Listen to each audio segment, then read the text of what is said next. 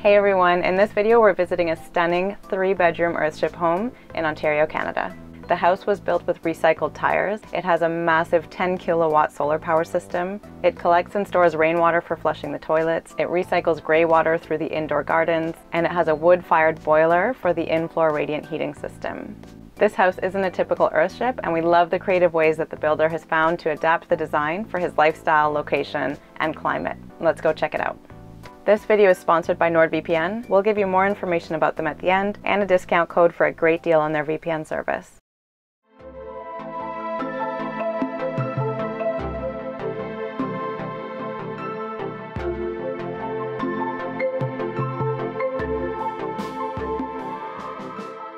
With this Earthship, we have 2 bedrooms down at this wing, and then there's a 3rd bedroom down the other end with another living room, and I've rented that space out to a friend that I met actually through Airbnb. And once in a while we'll even rent out this room on Airbnb to share it with people online as well, and they're able to experience the Earthship and get inspired to maybe build or do their own thing too. And that's a big part of why I did this and shared it as I went along, was just to be able to encourage like-minded thinking and encourage other people that they can do it too, you know?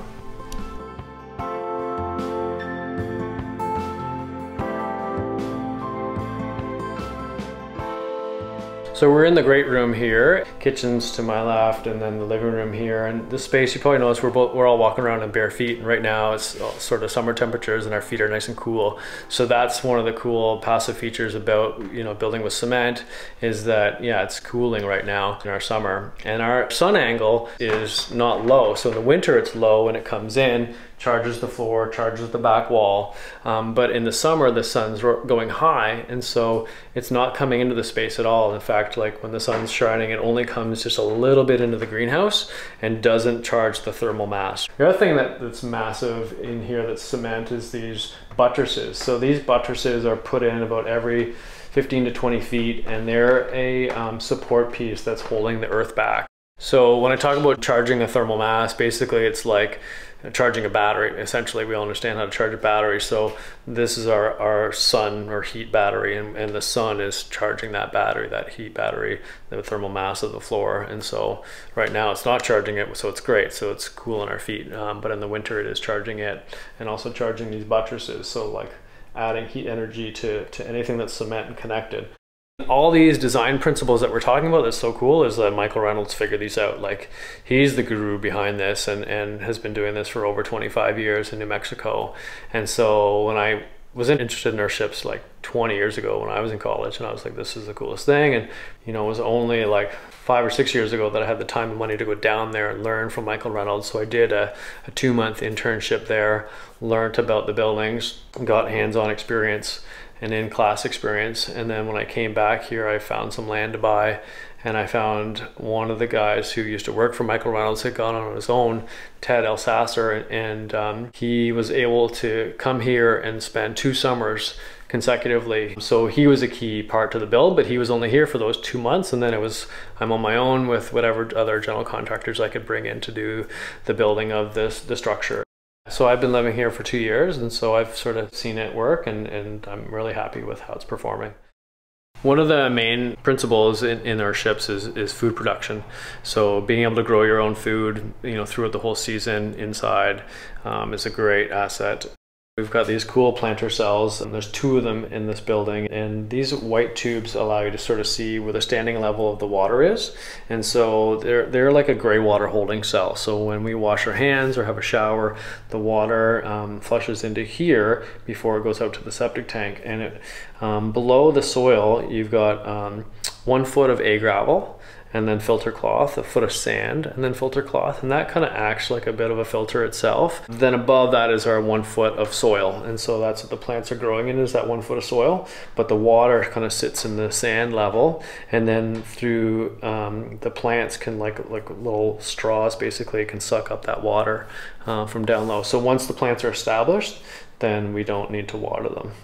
But yeah, it's been great to be able to grow our own food and just come out here and pick it as needed in the kitchen, and it's super fun.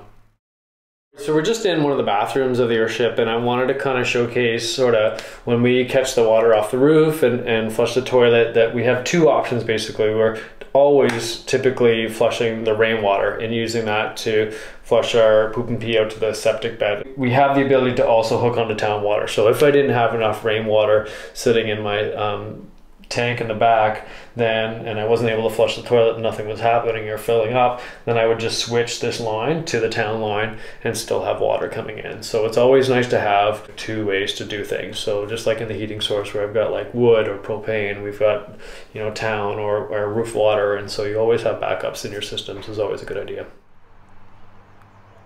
So we're in my bedroom closet, and this is where I decided to put my truth window. So in a lot of straw bale builds and Earthship builds, they have a truth window. So this is a spot where you can see behind the wall, and we're able to see the tire work. There are over 1,000 tires in the build. And so they were all sourced locally, just like from going around to different tire places. All right, so we're in the right side of my building is the garage / workshop, and this is also sort of where our mechanical room is. Just had a lot of space within the room to be able to build all this beautiful plumbing wall, and so this is where the wood-fired boiler is that heats the water that goes into this tank here. So when I get a fire going, I try to get it between 120 to 150. Then it takes that water and puts it through these 6 different jets into 6 different zones in the house. So on the thermostat command, it'll like send it to different rooms to keep it at that moderate temperature. And so if I'm not heating with wood, then we've got it backed up with this on-demand propane, and it'll just kick on and keep it at 120 when it goes into the floors. So the convenience about heating water and then putting it into the floor is that your floors are thermal mass. So then it's working in conjunction with the sun, right? So the sun's coming in, and this is a south-facing Earthship. And so the sun coming in the winter, say we want it to charge that thermal mass, your floor, to heat it. And then this is adding heat to that already heated floor by the sun. Or if it's a cloudy day, then obviously it's boosting it that way. So we just fire wood in here and then heat her up, and then there's a thermostat here that tells us our temperature, and we want to get it between 200 and 250, and then once it's at between 200 and 250, then it starts pumping through this and into there to store the heated water. So still in the garage, this is where our electrical sort of grid feed system comes into the house. And so the solar panels are right above us here because you want to have a nice short run of wire, because it's an expensive wire that runs from the solar panels down to your inverter. And basically this sends the power back to the grid. So we got in on the government program just before it closed out. And I think the buyback was they were buying our power back at 28 cents a kilowatt, but we only pay between 11 and 17 cents a kilowatt. So that's how you make money back, is through like a monthly check, just like I still pay them, but then they also send me a check for whatever I make. So it'll take between 10 and 15 years, and then the solar panels will be paid off. The solar panels I put in are a 10 kilowatt system, and they cost around $30,000 or $40,000 to put in, because I had to have a racking system to hold them on a certain angle. Often Earthships will have the tires, and then on top of the tires they'll have cement lime like finish that's like an adobe finish, or they'll move from cement to a clay plaster. And so I was able to find this clay locally. It just had this like pinkish hue, and I really didn't like the pink clay look, and so I just came up with this new idea of how to clad my walls, which doesn't work on the idea of like storing the thermal mass into the wall because I don't have the cement, but it looks pretty cool. These reclaimed pieces of pine from a local builder. He's a log home builder, and these are his offcuts, and it makes it look sort of and feel kind of like a log home. So we're at the back of the Collingwood Earthship, and we're just back here to kind of show you some of the features. So the back has these 2 cisterns that are buried in the earth. The cisterns have some insulation around them, and they're buried about 4 feet in the earth, and that's catching water off the roof, and that water then goes in and we use that for flushing the toilets. So we recycle our gray water as well through a catchment system that puts it into the planter cells, and those planter cells are then passively watered from below. And then when the water gets to a certain level, it overflows out into the cisterns at the front. So that's kind of how a lot of the Earthships use and reuse their water. The other thing that we're pretty proud of is just all our rock work. It was something that I learned along the way, was building with rocks and cement, and so it's been kind of fun to repurpose like fieldstone, granite fieldstone into the walls and kind of make it look even more earthy. Back here we can even see the cooling tubes that go through the berm basically. So it's a 10-inch tube that goes 15 feet through the berm and then enters each of the rooms, have either one or two of these cooling tubes. And in the front of the house, in the greenhouse, we've got whirlybirds, which are an out vent that we open those vents at the top and then have these ones open up down low, and so that's how we passively cool the house in the summer. And it works great. It does definitely bring down the temperature and you feel the airflow coming in. In the winter we just keep them closed up so that the air doesn't come in, and we've got them just sort of double screened in mesh so that no insects or bugs get in there as well. So it works two ways. Number one, it works through what's called the stack effect. So basically with the air coming in a low point and then going out at a high point, that's how the air gets sort of drawn out. And then as the air passes through the earth, you know, it helps to cool it as well through those 15 feet of earth. These ones that I've set up are totally passive, and the air just sort of gets drawn in through that stack effect and goes through on its own. The way we heat this Earthship is through a wood-fired boiler, and when I'm not firing the wood, then this is our backup system. And so with every build in Ontario, you need to have some kind of a backup. So electrical heat, propane, or through natural gas, you have to have some source that's just comes on automatically and heats your house if you're not going to be there, right? So this was what I chose here in this scenario, just because it worked well with my wood-fired boiler. And then it also does our domestic water, so it'll heat our, when we're gonna have a shower or wash the clothes or whatever like that, it'll heat that on demand as well. So just 2 tanks, and I figured out that I burn half of what the houses that are in the front of my property. I have a couple other houses and they burn twice as much, and they're half the size of my house. So we're able to supplement a lot by wood, and the wood is also typically just sort of reclaimed from projects that I'm doing or local builders or whatever. I'll do a bit of dumpster diving for wood if I need.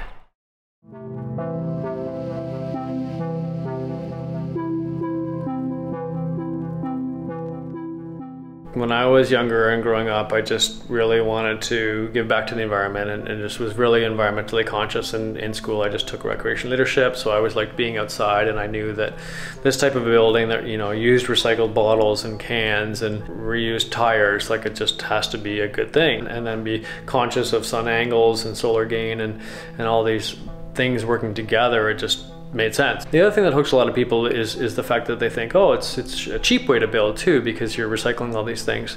And so yeah, it can be cheap, it can be done cheap, but it also takes a lot of labor. So pounding of the tires, like for example, collecting probably took a month or 2, and then the pounding took another 2 or 3 months. So it's a lot of work to put it all together. But then once it's built, it's there forever, and it's an amazing building and it works well.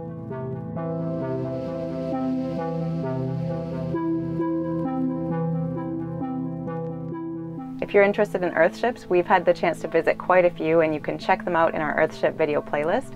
We'll put a link to that in the description of the video. If you want to learn more about Matt's Earthship build, we'll link to his blog down below as well. We want to thank NordVPN again for sponsoring this video. NordVPN is a virtual private network service that you can activate to get a secure connection when you're using the internet. We use a lot of public Wi-Fi networks when we travel and when we're in the van, and we really like having a VPN so we can turn it on when we're logging into our bank accounts or entering passwords. Using NordVPN is also a really great way to make sure you're using the internet without censorship, because you can choose the country that you browse the internet from regardless of where you're actually located. And there's also no bandwidth limit, so you can use it as much as you want. If this sounds like something that might be helpful for you, NordVPN is offering our audience 75% off a 3-year plan, which ends up being just $2.99 a month. You can get the deal at nordvpn.com/exploringalternatives and use our Exploring Alternatives discount code to get an extra month free. So again, you can get 75% off a 3-year plan when you go to nordvpn.com/exploringalternatives, and you can use our Exploring Alternatives discount code to get an extra month free. We'll put all of this in the description below. If you like this video, please share it. Thanks so much for watching, and we'll see you next time.